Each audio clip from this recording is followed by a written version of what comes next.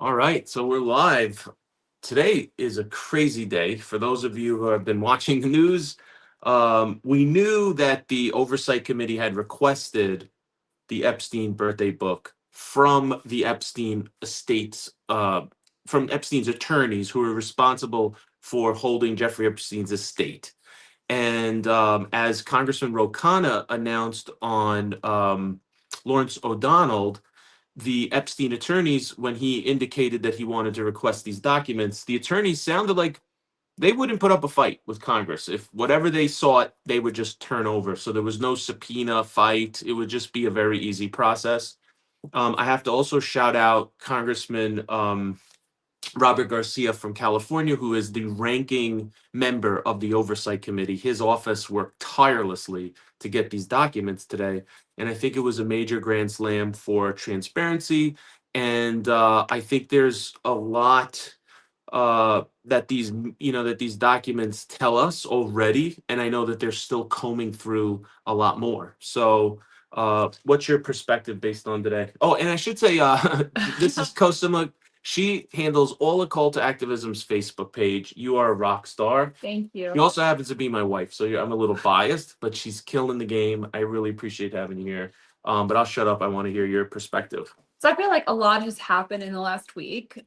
We were fortunate to be there last week on Capitol Hill with Ro Khanna and Rep. Massey during all the victims being just brutally honest in what happened. And I think it was just such a powerful moment.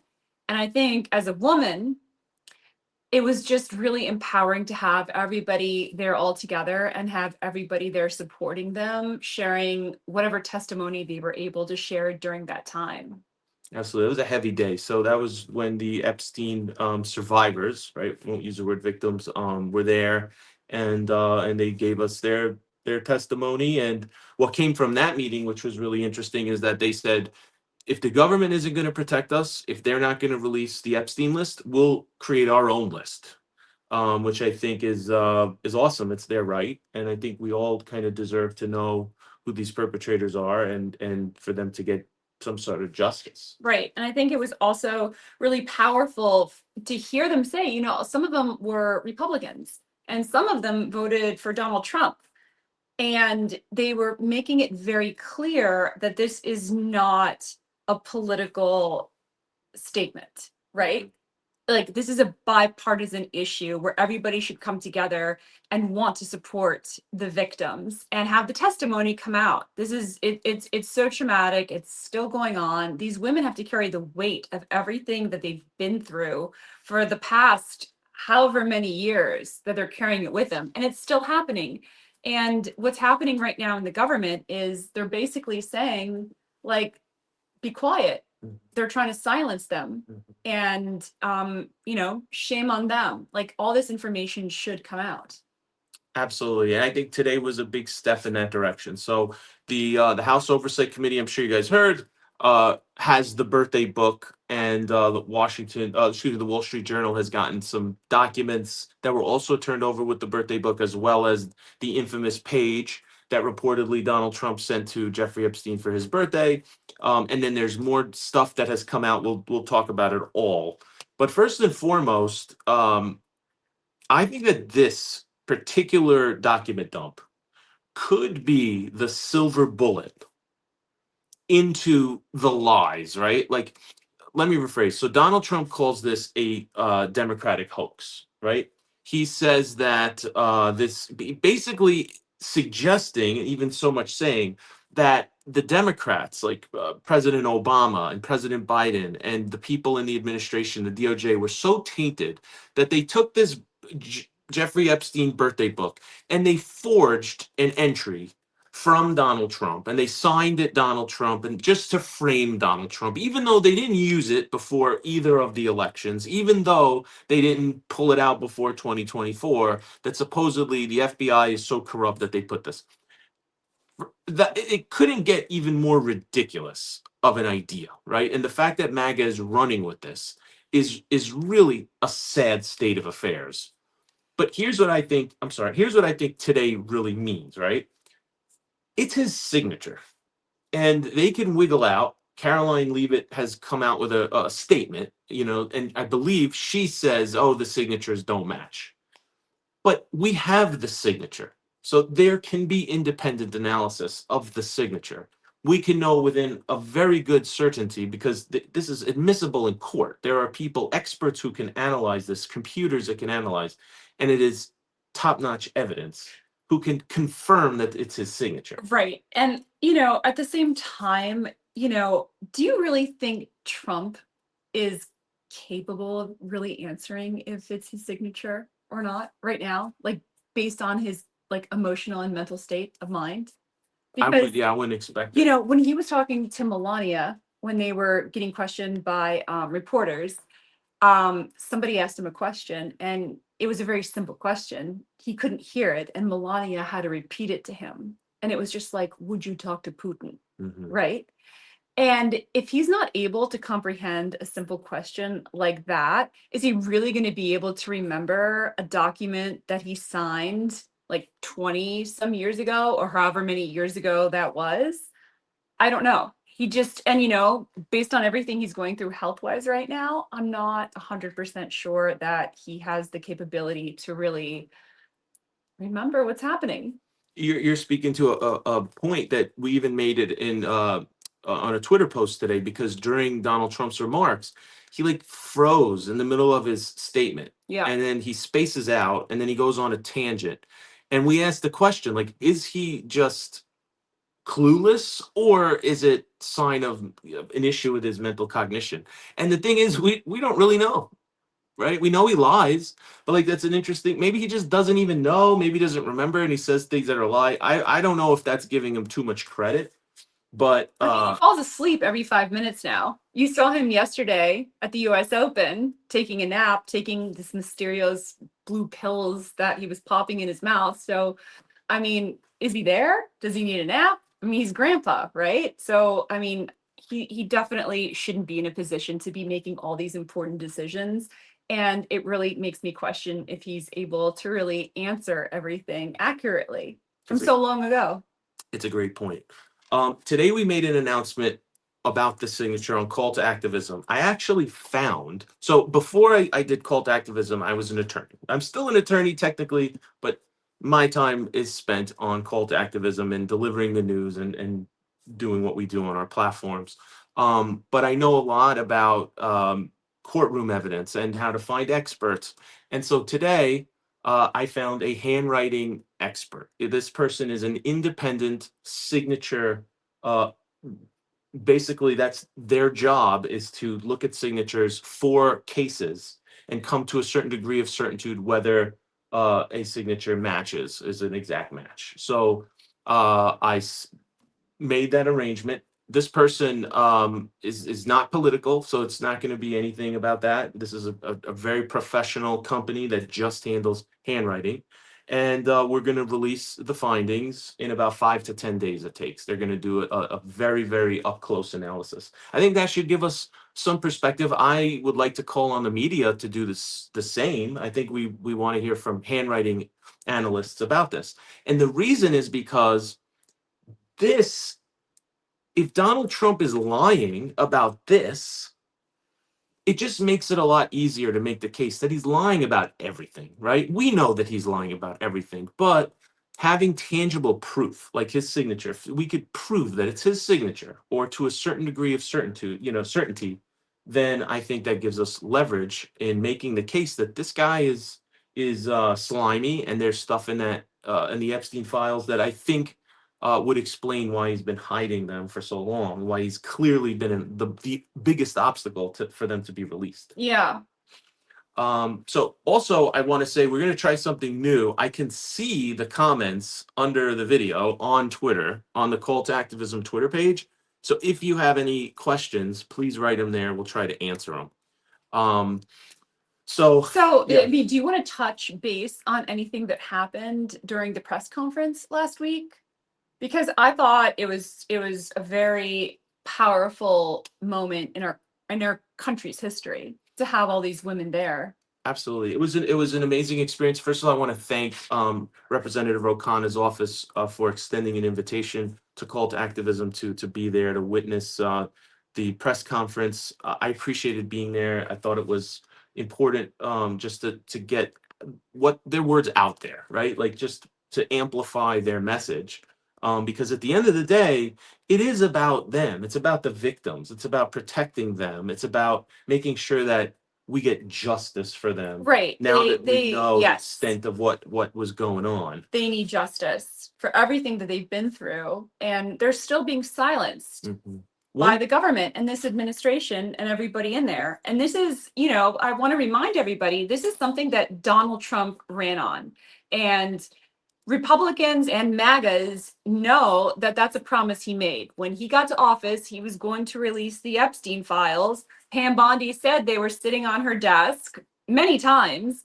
And all of a sudden, it turned into a Democratic hoax when they got a hold on everything and saw what the documents actually said. And, the fact that they're not releasing them, I think says a lot more about what's actually in them than releasing them. absolutely. I think today was like a little taste of some of the things we could expect. I think Donald Trump knows exactly what's in the files because I think Pam Bondi would tell him. We know that they requested the FBI to flag every page that Donald Trump is there, right? So that's a given. We know that they know that Donald Trump is in the report and exactly where. I think there's stuff in there that's extremely embarrassing. And it could be even more than that. I think Donald Trump is protecting probably some rich donors. I think he's protecting some billionaire friends of his, so he gets bragging rights that he saved them. And it's all about money, probably too, that he wants something from the people that he's protecting, including himself. It's just it's a gross situation. I think everyone that I talk to, at least on the left and Democrats, we say release the list, and we don't care who's on the list. If it's a Democrat, then they should get justice too. And yet Right. these It doesn't matter who's on the list, whether you're a Democrat, Republican, Independent, you're not political for whatever reason, if you did something wrong, then you deserve to be held accountable. absolutely, and I don't know why, but it seems like Democrats, despite our best efforts, end up in quicksand when it comes to narrative. But I see all the time that MAGA say that President Biden should release the list. And we've dug into why it wasn't released and why we didn't hear much He about it. couldn't release them. And yeah, and we did find that because of certain court cases, they were tied up at the time, Mhm. and they didn't actually get available to be released And much later. that's our judicial system working. And to make sure that they were protecting victims, that it's a process. Yeah, but now we know now that the list can be released. I mean, pretty much with a stroke of a pen. Yeah. What do you think about the oversight committee um, requesting documents from Pam Bondi and her only giving them what was already made public and just 33? They should give them pages of documents that were already given to the right wing influencers that are basically out there. You could Google to find them, and withheld basically everything else.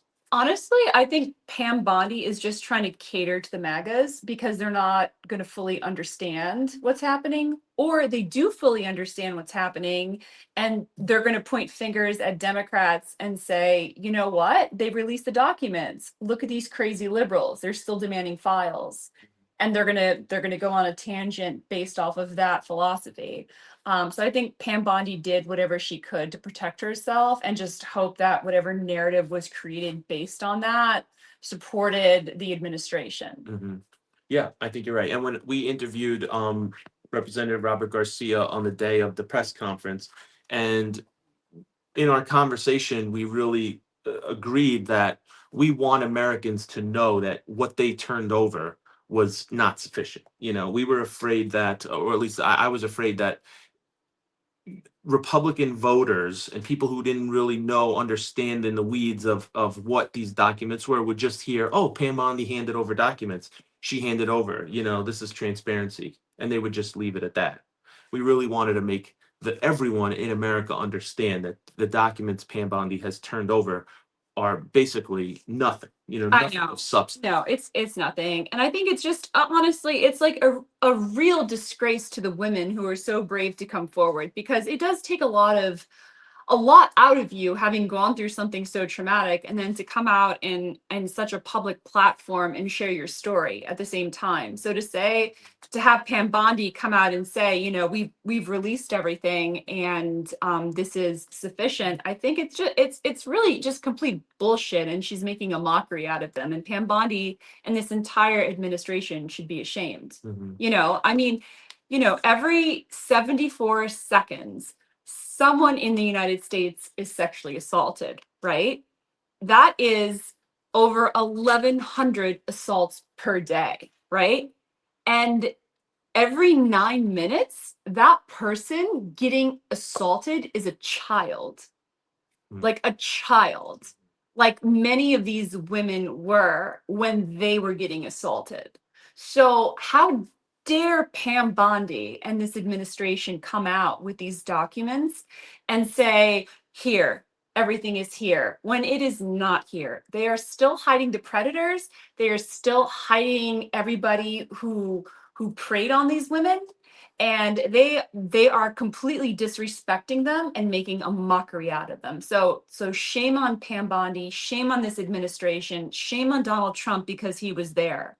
They need to do better. Our government needs to do better, and we need to respect the women who stood up during that press conference and continue to stand up Mhm. for the truth. Absolutely. Thank you. That's beautiful. And what you're saying really reminds me during the press conference when the particular survivor said that she was asked directly, "What message do you have for Donald Trump?" And she said, I can't give a message to Donald Trump because I'm scared enough I already." mean, I have a message for Donald Trump. Like, if you're out there, you should be ashamed of yourself. We all see you for exactly what you are. You are a coward. You are corrupt. You were there. We saw the pictures. We saw your birthday message today. You are scum. You are absolute scum. And you should be ashamed for treating women the way you do, because you are an absolute disgrace. Thank you. So Can't, it's can't say it better than that. Yeah. Thank you. So where are we going to go from now? Right. So basically, the documents are being examined by the House Oversight Committee. They're going to continue to look at all the things that were turned over today. The Wall Street Journal did get some of the more salacious stuff. It's out there, including a letter from a friend of Jeffrey Epstein's that joked about Donald Trump paying for a girl $22,000. You could see a picture of Jeffrey Epstein holding a giant check next to a girl, and the implication is that Donald Trump paid for her. And we say joke. I think that should be in quotes because we don't know, how is it a joke, right? I don't How much of that is know. real, You and know, the thing that bothers me the most, right? A lot of the Jeffrey Epstein documents and the list, right? It seems like we have no idea what's in there, and we don't know what it is. We know enough, right? And we know that there is a lot of financial information in there. And thanks to people like Senator Wyden, who did the work of finding out that there are bank transfers, literal, all the bank information that showed who wired money to Jeffrey Epstein and vice versa, is in the hands of Pam Bondi right now. And if there are allegations that there were rich people paying Jeffrey Epstein to set him up with women, that means the evidence is there. It is there to see. And I spoke with a former member of the FBI. That interview is on Cult Activism as well.